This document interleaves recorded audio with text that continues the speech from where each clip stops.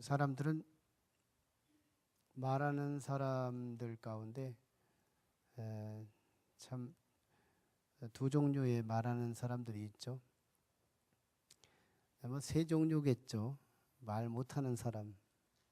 제가 근황에 우리 목회자들 모임에서 1%가 다른, 리더만 아는 1%가 다른 화술 이야기 책을 사서 함께 이제 공유하려고 10권을 구입해서 함께 나누려고 합니다. 그 책을 참 기대 있게 우리가 한 챕터씩 읽어갈 건데, 사람들은 참 말하기를 힘들어하는 사람들이 있죠.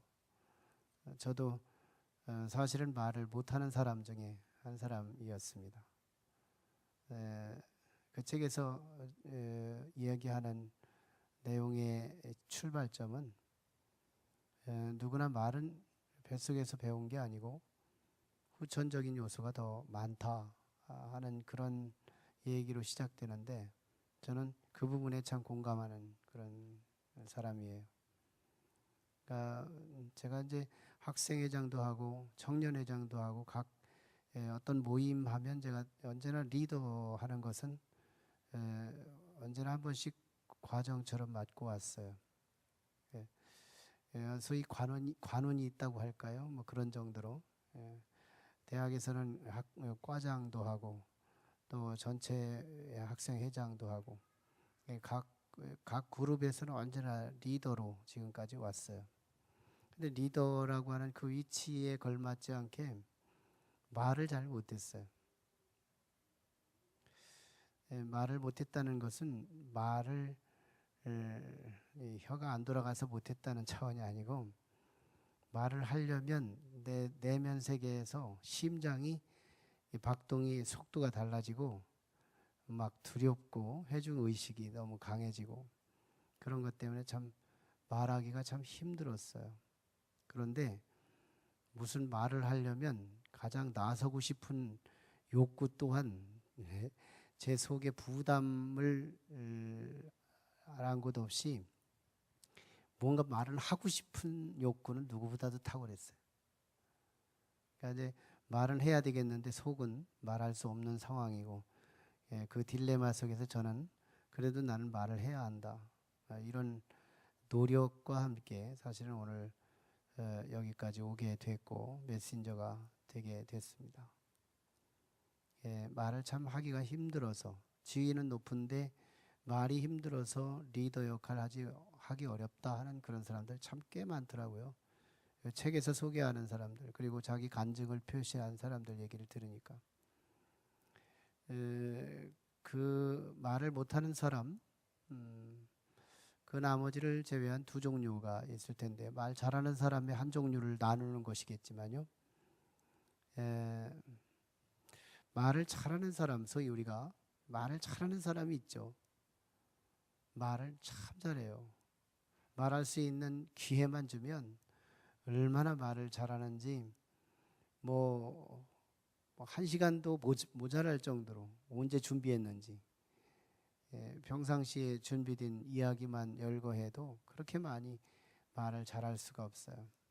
저 사람은 참 목회를 잘하겠다 그러고서 어떤 분이 목사님 계신데요, 정말 시사적인 정보도 잘 알고 있고요, 연예인들 역사의 내용 뭐 할 것 없이 뭐 각계각층의 상식이 얼마나 풍부한지 몰라요. 그분과 식탁에 앉아 있으면 그분 혼자에게 말권을 다 주고 말아야 돼요. 우리는 그저 아멘 아멘만 하면 되는 거예요. 목회 현장을 봐요. 근데 목회는 실패해가지고 다른 교회에 지금 이제 거의 목회에 이제 안정감을 가져야 될 그런 시기인데도 다시 목회가 실패해서 자기 교회 없애버리고 지금 이제 부목사님으로 사역을 하고 있어요. 안 되는 거예요. 사람이 안 모이는 거예요. 말을 잘하는데 왜 안 모일까?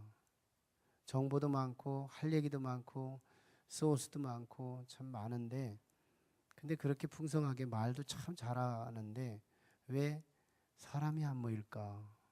참 이상하지 않아요? 목회는 말로 하는 것 같지만 말로만 하는 것이 아니라는 거예요. 그러면서 말로 하는 거예요. 말 잘하는 사람은 목회를 잘할 수도 있고 못할 수도 있어요. 셀 리더를 잘할 수도 있고 못할 수도 있어요.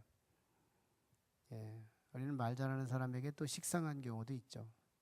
저 사람은 그저 자다가도 두드려가지고 말 한마디 하라고 하면 머리 극적거려 가면서 논리 청연하게 말을 막 1시간 내내 할 수 있는 사람들이 있어요. 홍정길 목사님이 설교학을 자기한테 배워야 한다고 하면서 이동원 목사를 치는데, 저 이동원 목사는 저 이동원 목사 앉혀놓고 하는 소리예요. 회중 앞에. 저 이동원 목사한테 설교학은 배우면 안 되는 거라고. 천재는 박수만 쳐줘야지 천재를 따로 하려다가는 이 다리가 부러지는 거라고. 설교는 나 같은 사람한테 배워야 한다고 이러면서 얘기를 했죠. 이동원 목사는 새벽 1시에 깨워서 아가서 2장을 설교하라고 하면 그냥 피자마자 설교가 서론본론 결론이 쭉쭉 나온다는 거예요. 두 종류가 있는데 그 중에 하나가 말 잘하는 사람이고 또 우리가 잘 알고 있는 테마죠. 두 번째는 잘 말하는 사람이죠. 잘 말하는 사람. 말 잘하는 사람은 말은 많은데 정답과 오답이 섞여 있어요. 그게 아주 특징 중에 하나죠. 정답과 오답이 자기 말 안에 다 섞여 있어요. 그래서 청자는, 듣는 사람은 정답에서 권위를 얻고 오답에서 정답인 줄로 속아요. 그래서 저게 역사 속에 그대로 실현될까 하고 가는데 꽝인 거예요. 그래서 장기적으로 말 잘하는 사람은 검증에 합격당하기가 어려워요. 시간과 함께 오답의 결과들이 자신의 들은 사람들, 청자들이 삶의 현장에서 저건 말이 맞지 않아. 이걸 늘 검토하기 때문에. 잘 말하는 사람들은 한마디를 해도 오답을 말하지 않으려고 주목하고 늘 관심하는 거예요. 진리에 비근하고 정말 정답을 얘기하고 사실은 공동체가 유익하게 하는 도모적인 차원의 말을 하고자 하는 그런 자기 목표가 있어요. 말이 많아야 중요한 게 아니라 말이 적더라도 정확한 말, 역사 속에 실현될 수 있는 말, 언제나 그 말의 항상성이 검증될 수 있는 말, 이런 것들을 선택하고 또 장고 길게 생각하고 이런 것들이 검토된 후에 지금 청자들의 정황, 이 컨텍스트가 내 말에 피팅 잘 될 수 있냐, 은쟁반에 금사과 될 거냐 하는 이 부분까지 이렇게 생각을 하고 기회를 틈타서 남들이 말할 때 막 끼어들어가는 게 아니라 이쯤에서는 말이 마무리가 돼 가는구나 할 때 자기의 생각을 내놓고 말하면 상황이 탁 반전되죠. 이런 사건이 사실은 사도행전 15장에 나타난 예루살렘 종교회의에서 베드로가 그런 권위 있게 말을 했고 그 베드로 또 야고보, 예수님의 동생 야고보가 참 잘 말하는 사람이 됐죠. 잘 말하는 사람. 다 회중에 소인배들이 먼저 쭉쭉쭉쭉 먼저 따위로 얘기를 한 뒤에 가장 굵직한 어른들, 또 생각을 깊게 할 줄 아는 사람들, 정답을 찾아서 참 신중하게 생각하여 상황에 맞도록 전하는 그런 사람들은 대부분 인물들이죠. 그래서 가장 나중에 말해요. 회의를 시작했을 때 가장 먼저 막 탁 쥐솟고 나오는 사람들은 역사를 주도하지 못해요. 언제나 뒤에서 더 생각하고 한참 더 생각을 하고, 그리고 결정적일 때 혼선이 다 거의 마무리돼 가고 있을 때 그때 자기의 진의를 쏟아내면 그 공동체가 따라오는, 그러므로 역사가 실현되는, 그 말이 실제화되는 그런 일들이 일어나죠.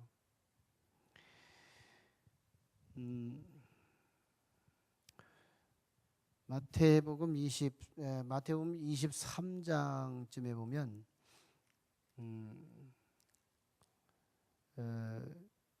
예수님께서 참 바리새인들과 그리고 서기관들에게 그런 말을 하세요. 저들은 천국문에 서서 자기들도 천국에 들어가지 않으면서 다른 사람들도 천국에 들어가지 못하도록 막고 있다. 참 바리새인들을 향해서 그러면서 예수님의 제자들에게 그 바리새인 종교 지도자들을 향하여 이런 얘기를 했어요. 저들의 말은 너희들이 듣고 배우고 저들의 행위는 따르지 말아라. 왜? 저들의 행위가 곧 천국문 앞에 서서 천국문을 자기가 밖에서 닫아버리고 남들도 못 가게 하고 자기도 안 들어가는 아주 악한 사람들이다. 예수님 그런 정답을 얘기하신 거죠.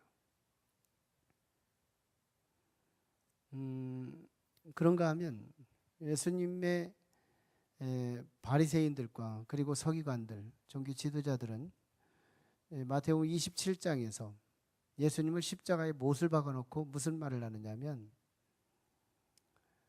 저 사람은 예수님을 향해서 저 사람은 남들은 구원하였을 때 자기는 구원하지 못하는도다 하고 비아냥돼요. 두 종류의 사람이 말을 한 거예요. 예수님은 역사적 사실을 꿰뚫어서 바리새인들의 정체성, 천국도 못 가는 믿음, 이걸 직시한 거예요.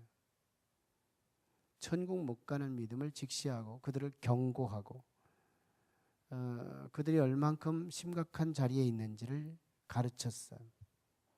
근데 똑같이 그 비판을 받았던 그 무리가 예수님을 향하여 무슨 말을 한 거예요?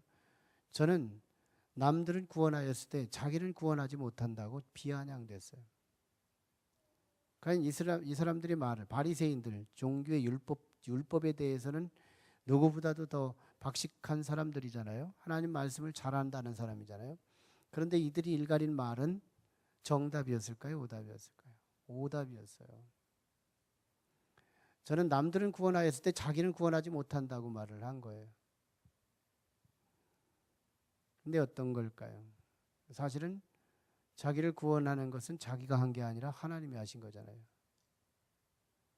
예수님은 거기까지 알고 계셨고, 바리새인들의 눈에는 예수님은 남들은 구원하고 많은 환자들 낫게 했잖아요. 많은 배고픈 사람들 먹였잖아요. 많은 무지한 사람들 가르쳤잖아요. 남들은 구원한 것은 자타가 공인할 만큼 객관적 사실이었어요. 그런데 십자가에서 한번 내려와 봐라 막 비아냥대는 저 소리에 바리새인 서기관들이 예수님을 향하여 막 회중 앞에 일갈인 거예요.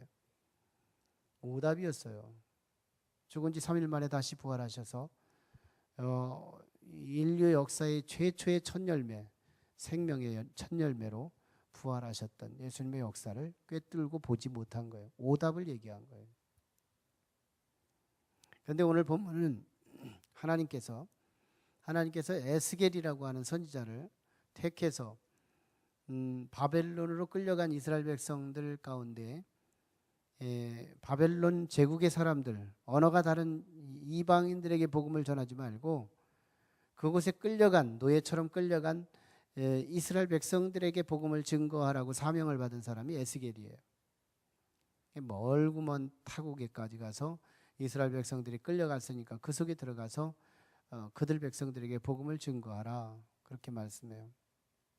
그러면서 하나님의 말씀을 3장 1절에서 에스겔에게 말씀을 두루마리로서 먹으라고 말합니다.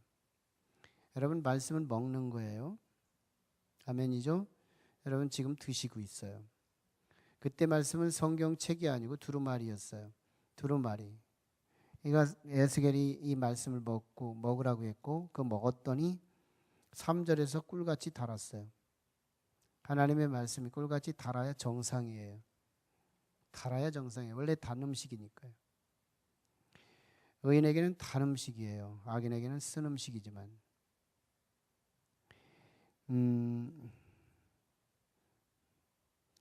자, 그래서 7절에서 하나님은 그들의 백성이 얼마나 강팍한지는 알고 있어요. 7절에서 이스라엘 족속은 이마가 굳고 마음이 굳어서 네 말을 듣고자 아니하리니. 에스겔 선지자에게 지금 위로를 하고 있습니다. 네 말을 듣지 않을 거야. 당황하지 말고 그건 내 말을 안 듣는 거야. 벌써 시작과 끝을 다 알고 선지자가 말하는 그 말의 효과가 안 나타날 것을 알고 주시는 말씀이에요. 에스겔은 자기 말이 안 먹힐 거라는 거 알고 간 거예요. 네 말을 안 듣는 게 아니라 내 말을 안 듣는 거다. 주의 종의 말이 음성이 안 들리는 게 아니라 하나님의 음성이 안 들리는 거다. 이런 얘기예요. 그러면서 사로잡힌 족속에게 가라 이렇게 말씀하고 성령이 에스겔에게 임해요. 14절에서 성령님이 임하죠. 12절부터 시작해서 성령님이 임해요. 그리고 인자를 에스겔을 파수꾼으로 세우시고 하나님께서 에스겔을 상대화해서 지금 굉장한 사명을 부여하시고 있는데요. 27절에서 파수꾼으로 세우시고, 파수꾼은 위험에 처한 사람들에 대해 경고를 할 수 있는 그런 사명이죠. 그러면서 에스겔에게 귀한 사명을 부여하면서 이스라엘 백성들에게 복음을 증거하도록 가르치는 거예요. 18절부터 20절까지. 아니 21절까지죠. 18절부터 끝절까지. 제가 18절부터 끝절까지 증거하려고 지금까지 말한 거예요. 하나님께서 사명자 에스겔에게 가령 내가 악인에게 말하기를 18절 너는 꼭 죽으리라 할 때에 네가 깨우치지 아니하거나 말로 악인에게 일러서 그의 악한 길을 떠나 생명을 구원하게 하지 아니하면 그 악인은 그의 죄악 중에서 죽으려니와 내가 그의 피값을 네 손에서 찾을 것이고. 하나님을 믿는 백성들 가운데 악인이라고 표현하고 있어요. 하나님을 믿는데 악인입니다. 이건 바벨론 백성들을 말한 것이 아니에요. 하나님의 백성들이에요. 하나님의 백성들인데 하나님을 안 믿어요. 말씀을 우습게 여기는 사람이에요. 말씀을 우습게 여기는 악한 사람들, 이런 사람들을 향하여 하나님은 바벨론까지 쫓아오셔서 에스겔을 시켜서 그들에게 복음을 증거하고 있어요. 그들을 구원하도록 복음을 증거하라. 그렇지 않으면 그 핏값을 에스겔 너한테 찾겠다. 에스겔 너한테 찾겠다. 바벨론으로 끌려간 악인 세 종류가 있는데요. 18절에 나타난 말씀을 우습게 여기는 악인들, 말씀을 우습게 여기는 악인들. 19절에 나타난 하나님의 경고는 두려우면서도 죄는 쉽게 끊지 못하는 악인들.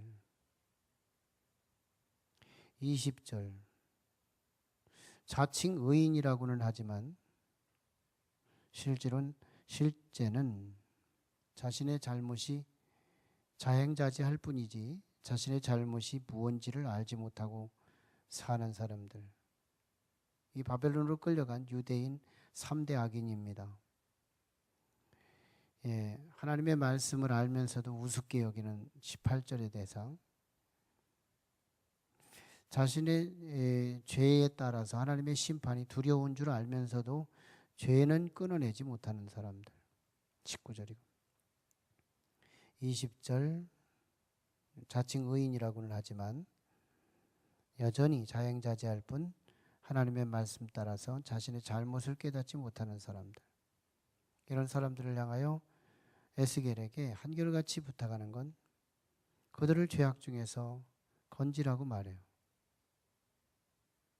그런데 그들에게 가서 복음을 증거했는데 그들이 안 믿었으면 그들은 죽을 것이지만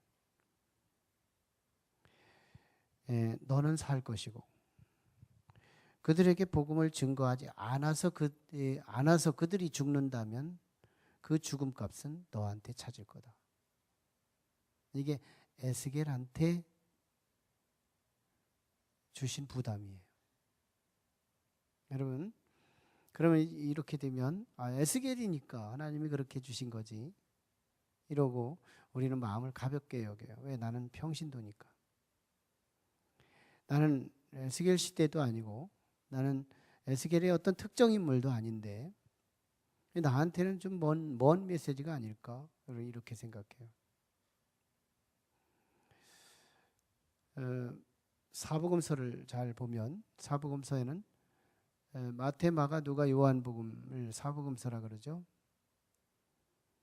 그 중에서 마가복음, 마태, 마가 두 번째 책이죠. 마가복음이 제일 먼저 쓰여요. 그리고 예수님 말씀에 대해서 군더더기를 붙이지 않은 권위 있는 책이 사복음서 중에서 18세기의 성서적 비평 시대를 통과하고 난 이후에 마가복음이 제일 권위 있는 책이라고 정평이 나 있어요. 물론 다른 책이 권위가 없다는 말은 아니에요. 예수님 말에 군더더기가 잘 안 붙은 말, 그거 마가복음에 권위를 주는 거죠. 다른 복음서는 다 예수 믿으면 다 예수님의 제자예요.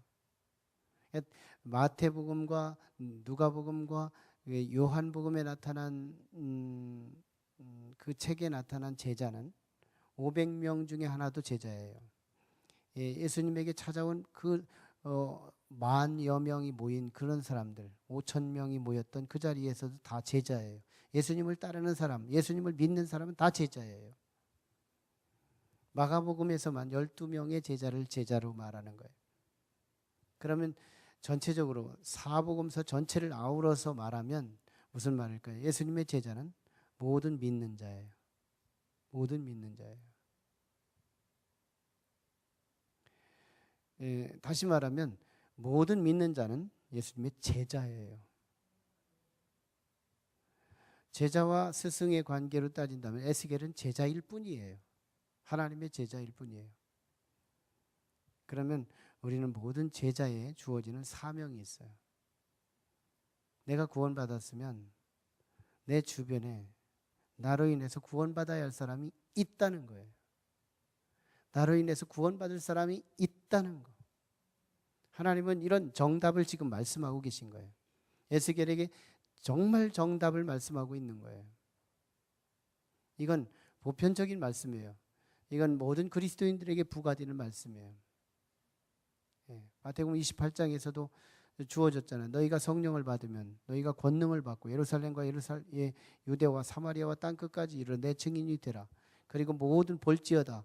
네가 성령을 받으면 그들에게 가서 복음을 증거하라. 세상 끝까지 복음을 증거하라고 말씀하고 있어요. 복음을 증거하라는 것은 죽어가는 영혼을 살려내라는 그 명령이었던 거잖아요. 그럼 우리는요, 전도는 해도 되고 안 해도 되는 상대적인 개념으로만 살아요. 아니에요. 내 아들, 내 딸, 내 가족들, 부모님, 내 가족들, 내 지인들, 내 마음에 부담이 가는 그 사람들 살리셔야 돼요. 냉정해야 돼요. 하나님은 지금 정답을 말씀하는 거예요. 말 잘하는 하나님이 아니에요. 잘 말하는 하나님으로서 오류 없이 예수님께서 바리새인들을 향하여 지적하셨던 그 말처럼 그들은 아무도 못 들어가게 해요. 근데 예수님은 남들은 구원했는데 자기는 구원받지 못한다고 했지만 틀린 말이었어요. 지금 우리는 남들도 구원해야, 남을 구원해야 내가 구원받는데 보증할 수 있어요.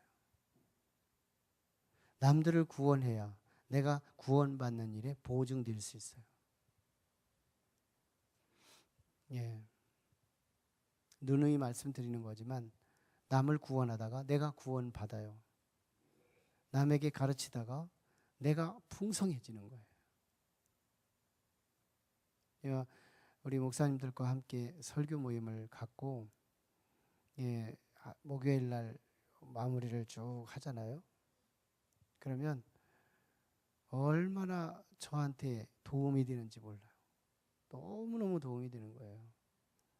제가 말씀을 실행하고 말씀을 순종하고 말씀을 실천해보고 그러고서 증거할 수 있는 기간이 충분히 있는 거예요. 너무 감사한 거예요. 저한테 얼마나 풍성한지. 이번에 여름에 제가 한번 넌지시 떠봤어요. 우리 멤버들한테 이번 여름방학 한번 할까요? 했더니 여름방학 지난주 한번 제가 제 사정 때문에 못하고 이메일로만 교류했는데 한 달이 넘은 것 같다는 거예요. 그러면서 여름방학 없이 모였으면 좋겠다고. 그래서 다시 모이기로 했어요. 개인별로 휴가가 필요한 사람들은 개인별로 빠지더라도 계속 하자. 이게 합의가 된 거예요.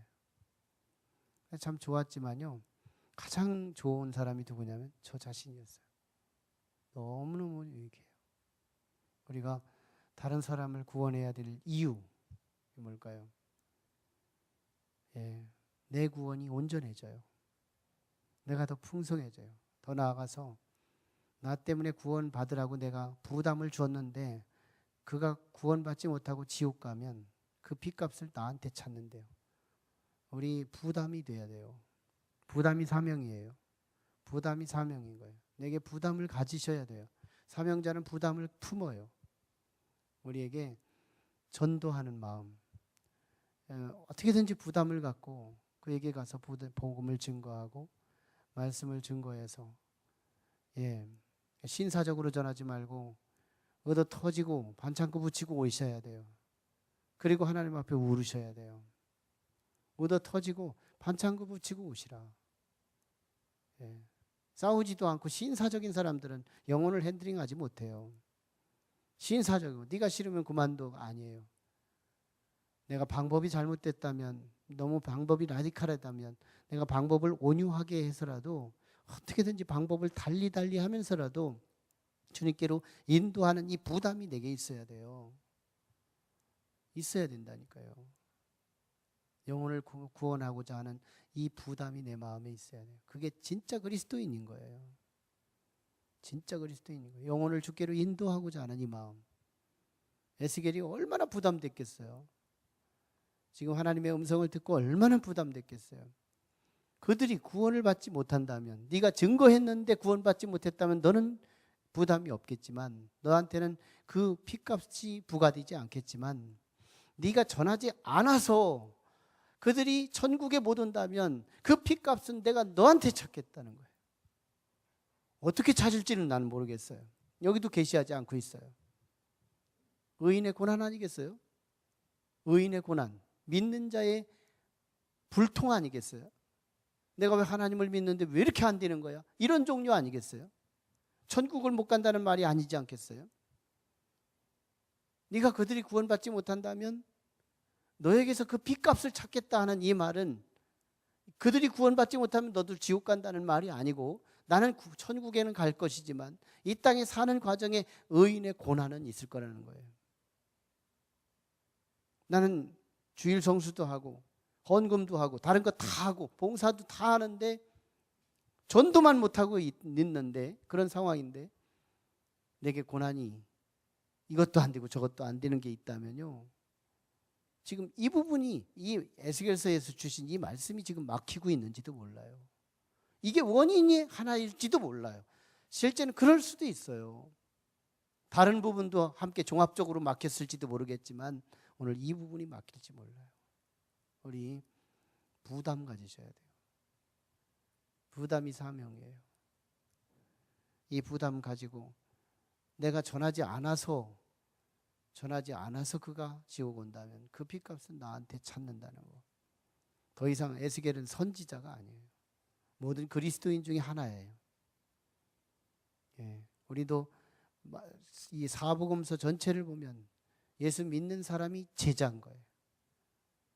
예, 우리 또한 예수 믿는 모두가 하나의 에스겔이 되는 거예요. 우리는 그 부담을 가지고 오늘 우리가 기도를 나가셔야 해요. 그 영혼을 위해 기도하시나요? 저는 제 자신을 위한 기도는 3분도 안 가요. 3분 동안 참 진하게 기도하죠. 하나님, 나는 하나님께 속한 자예요. 나 이런 기도를 하고 있어요. 난 너무너무 중요한 이슈들, 중요한 기도 제목들 다 하나님께 속해버려요. 다윗한테 배운 한 수예요. 하나님, 나 하나님께 속한 자예요.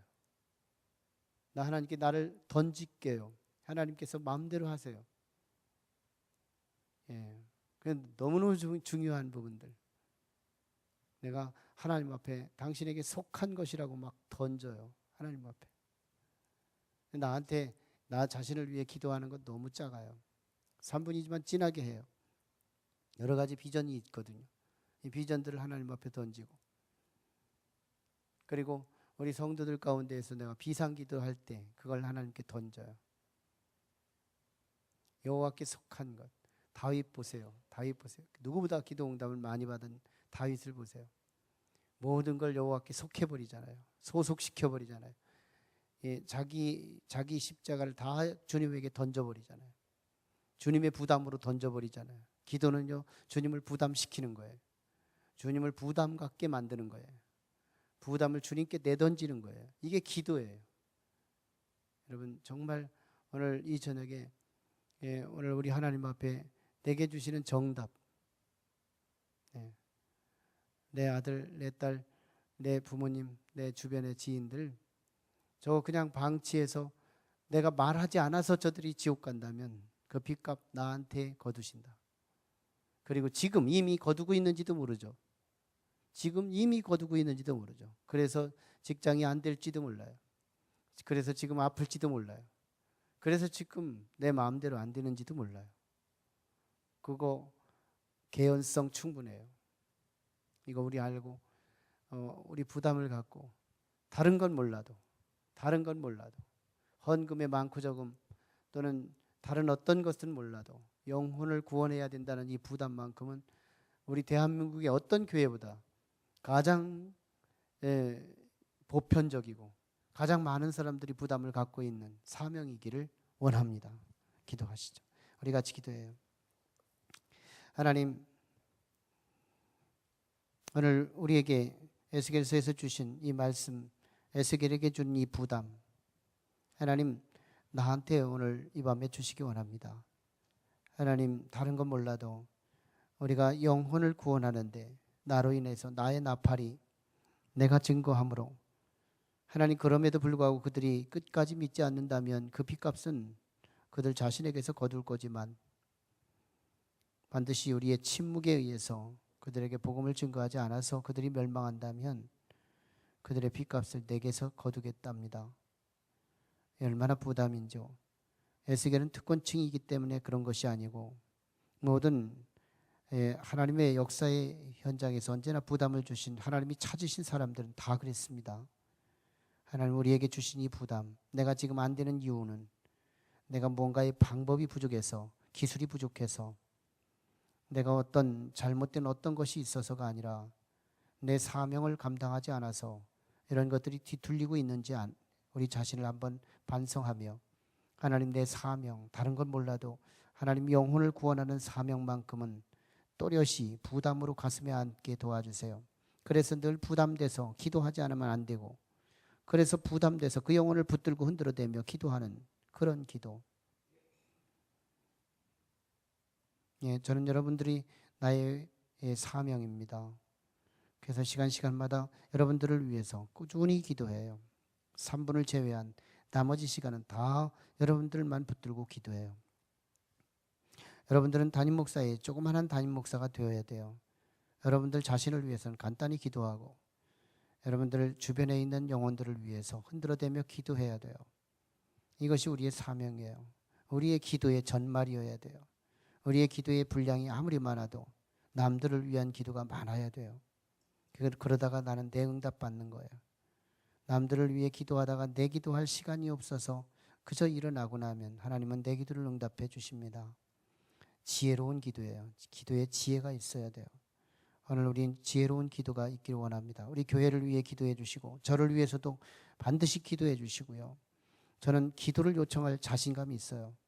우리 성도들을 위해서 많기 때문에 두루뭉술 하지 않습니다. 한 사람 한 사람 이름을 호명하며 그들을 향하여 기도의 제목에 하나님 겨냥해 달라고 얼마나 많이 기도하는지 몰라요. 여러분 함께 저와 함께 같이 기도 공동체를 이룰 수 있게 해달라고 같이 기도하고 우리 민족을 위해서 그리고 우리 각자를 위해서 성령을 의지하여 하나님 앞에 부르짖고 기도